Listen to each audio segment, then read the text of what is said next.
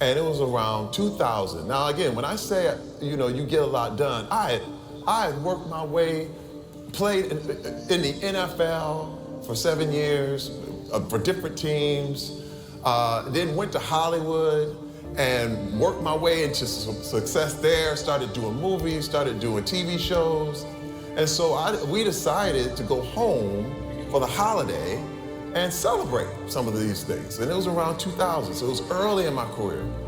And my wife and I, we were going out to dinner, and we were in Flint, but we were driving out to dinner. And I get a call, a frantic call from my aunt.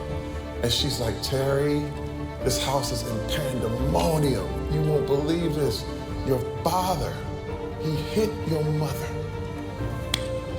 And I said, but now you gotta understand, man. I mean, it's starting to come back to me even while I'm talking, because my kids were there.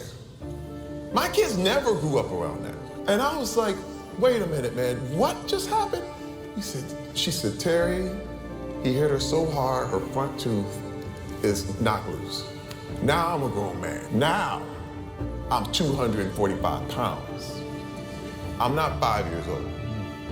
And my whole MO is revenge.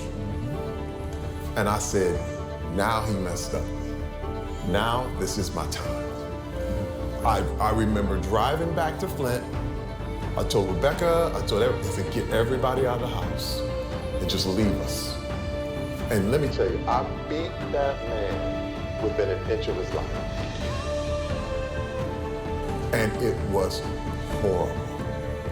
There was no satisfaction.